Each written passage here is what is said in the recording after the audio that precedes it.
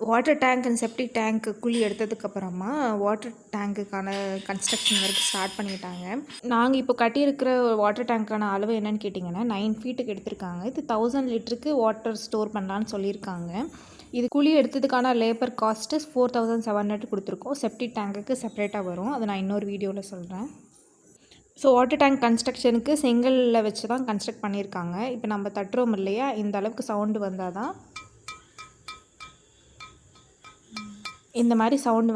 இது நல்ல கல் அப்படின்னு சொல்கிறாங்க. இதோட காஸ்ட் வந்து ஒரு கல்லோட ரேட் வந்து ₹9.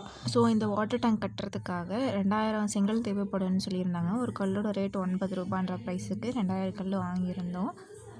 ஸோ வாட்டர் டேங்க்கும் செப்டி டேங்க்குக்கும் குழி எடுத்ததுக்கான லேபர் காஸ்ட்டை வந்து ₹7500 வரைக்கும் கொடுத்துருக்கோம். ஜேசிபி வச்சு குழி எடுத்திருந்தா இன்னுமே காஸ்ட் கட்டிங்காக இருந்திருக்கும். தென்னை மரம் பக்கமே வாட்டர் டேங்க் வரதுனால தென்னை மரத்தோட வேரெல்லாம் வாட்டர் டேங்க்குள்ளே ஃப்யூச்சரில் போகாமல் இருக்கணுன்றதுக்காக இந்த மாதிரி ஒரு வாட்டர் ப்ரூஃப் கெமிக்கல் ஒன்று வாங்கணும். இது எப்படி யூஸ் பண்ணணும்னு கேட்டால் அவங்களே ஒரு டம்ளர் கொடுத்துருவாங்க. அந்த டம்ளரோட அளவு ஒரு சிமெண்ட்டுக்கு ஒரு டம்ளர்ன்ற அளவு மிக்ஸ் பண்ணி கலவையில் வச்சு பூசும் போது தென்னை மரத்தோட வேர் டேங்க்குள்ளே வராதுன்ற மாதிரி சொல்லுவாங்க.